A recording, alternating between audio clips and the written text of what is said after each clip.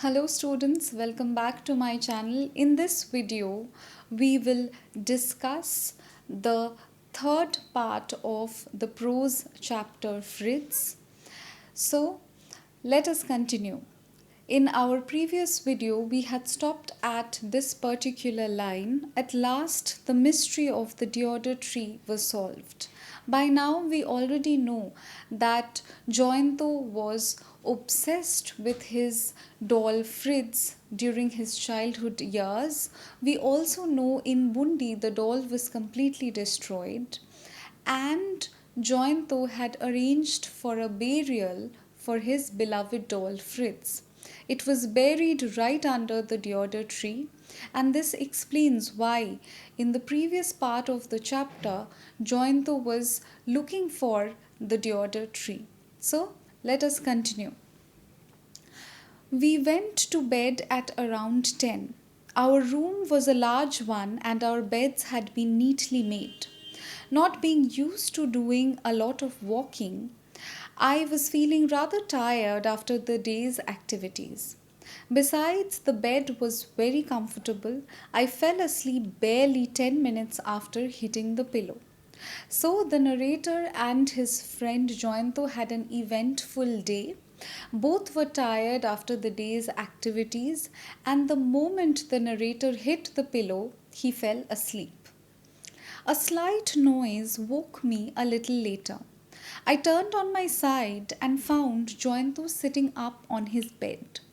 The table lamp by his bed was switched on, and in its light it was easy to see the look of anxiety on his face. So, a little while later, the narrator was awoken by a slight noise, and when he woke up, he saw that Jointo was already sitting up on his bed, and it was clear from his facial expressions that he was extremely anxious. I asked, "What is it? Are you not feeling well?" Instead of answering my question, Jointo asked me one himself. So, when the narrator uh, found his friend sitting there by the side of his bed, and when the narrator saw that he looked anxious, he immediately asked after his health. But however, we see that Jointo did not respond to the question, but he asked the narrator another question. "Do you think this circuit house has got small animals? I mean, things like cats or mice?" "I shouldn't be surprised if it does." Why? This was a reply given by Shankar, our narrator. "Something walked over my chest. That's what woke me." So Jointo makes a strange claim. He says that he felt something walking up on his chest, and that was something that woke him up. "Rats and mice usually come in through drains, but I have never known them to climb on the bed."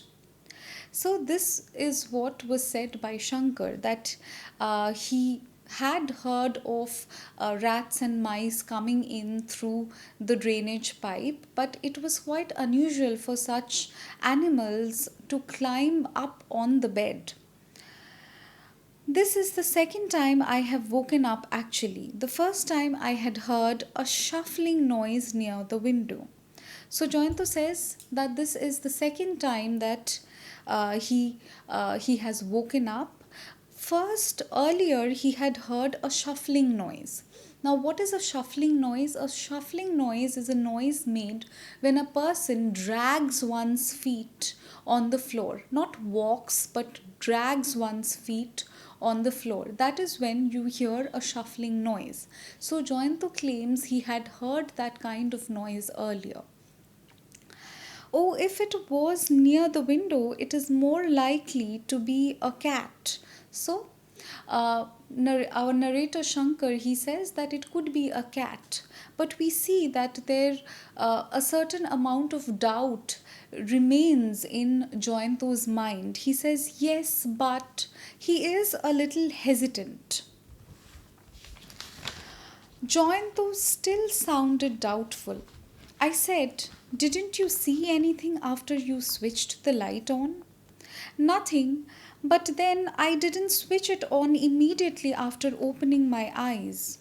To tell you the truth, I felt rather scared at first. But when I did switch it on, there was nothing to be seen. So, Jointo admits that he was initially scared and he did not switch on the light instantly, but the moment he did, he could see nothing. That means, Shankar says, whatever came in must still be in the room. So, this was established now that whatever came in, since both the doors were locked, so the narrator Shankar, he believed that whatever came in must remain inside the room. Well, since both the doors are bolted from inside, so this we see Jointo. Jointo appears extremely doubtful, confused, and distressed. He cannot say anything with a lot of confidence. So his speeches are, we see that whatever he says, these words are always punctuated with different ellipses. It shows he is thinking, he's trying to think straight, but somehow he's unable to think properly. I rose quickly and searched under the bed. So, the moment the narrator realized that whatever came in must remain inside, he started looking around the room properly. Behind our suitcases and everywhere else in the room. So, he thoroughly searched the room. I could not find anything. The door to the bathroom was closed. I opened it and was about to start another search when Joyanto called out to me softly, Shankar. I came back to the room. Joyanto was staring hard at the cover of his quilt. Upon seeing me, he pulled a portion of it near the lamp and said, Look at this. I bent over the cloth and saw tiny brown circular marks on it. I said, Well, these could have been made by a cat.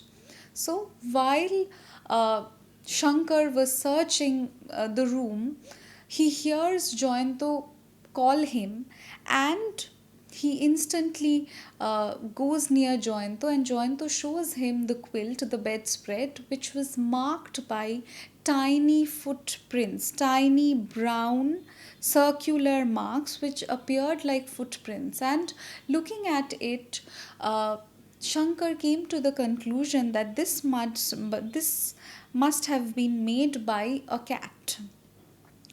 Joyanto did not say anything. It was obvious that something had deeply disturbed him. But it was 2:30 in the morning. I simply had to get a little more sleep or I knew I would just keep feeling tired. And we had plans of doing a lot of sightseeing the following day. So, they had a lot of plans lined up. They were out there. They were out there to see Bundi and enjoy their holiday. So, we see that after whispering few words of comfort to Joyanto, Shankar wanted to go off to sleep. But it was clear to Shankar that Joyanto was deeply distressed and disturbed by something. So, after murmuring a few soothing words, such as, Don't worry, I am here with you, and who knows, these marks may have been on your quilt already when you went to bed, I switched off the light once more and lay down. I had no doubt that Joyanto had only had a bad dream. All those memories of his childhood had upset him, obviously, and that was what had led to his dreaming of a cat walking on his chest. So we see that Shankar did not pay much heed to the brown marks on the quilt. He felt it could have been there already when Joyanto entered the room. And he also felt that since Joyanto is revisiting a place from his child, a place which was a place where he had been as a child, That is the reason why Joyanto was constantly oppressed by his childhood memories, and that is the reason why Joyanto was being plagued by nightmares. I slept soundly for the rest of the night. So, our narrator says that he slept soundly after this incident. If there were further disturbances, Joyanto did not tell me about them, but I could see in the morning that he had not slept well. Tonight, I must give him one of the tranquilizers I brought with me, I thought. So, it was evident to the narrator that his friend Joyanto was quite distressed, and the next morning, the narrator could see that Joyanto had not slept well, and he decided he would give him some sort of medication to ease his mind, to relieve his strength. Shankar thought he would give something to Joyanto. We finished our breakfast by 9 as we had planned and left for the fort. A car had already been arranged. It was almost 9:30 by the time we reached. So, it was already decided that they would go out sightseeing. So, everything was on schedule. The car had arrived on time, and they left the bungalow, and they reached at around 9:30. Some of Joyanto's old forgotten memories began coming back again, though fortunately they had nothing to do with his doll. So the memory that was associated with the doll was quite disturbing. So it was quite a relief for the narrator, for Shankar, to see that Joyanto could recall a lot of things, but fortunately it was not related to the doll. In fact, his youthful exuberance made me think he had forgotten all about it. And the narrator noticed that Joyanto turned his usual self. He was cheerful. Exuberance means he was cheerful. And he was so cheerful that it made Shankar think that Joyanto had forgotten all about the events of the previous night.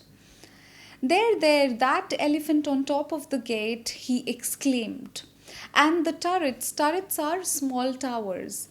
And he was pointing those constructions out, and he was saying, and he was feeling a sense of joy when he could locate those structures and he could point out those things, and when he could remember all those things, he felt quite cheerful. Um, and here is the bed made of silver and the throne. Look at that picture on the wall. I saw it the last time. So, this was quite a cheerful beginning to the day. But within an hour, his enthusiasm began to wane. But within an hour, the narrator noticed that his friend's enthusiasm began to disappear. I was so engrossed myself that I did not notice it at first.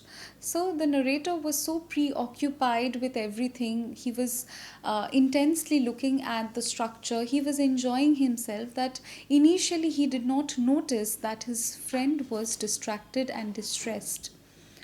But while walking through a hall and looking at the chandeliers hanging from the ceiling, chandeliers are, as you must be knowing, these are all decorative lights that were generally present in those palaces. Uh, Hanging from the ceiling, I suddenly realized Joyanto was no longer walking by my side. Where was he? We had a guide with us. Babu has gone out on the terrace, he told me. So after a while, Joyanto was no longer walking with Shankar, with the narrator.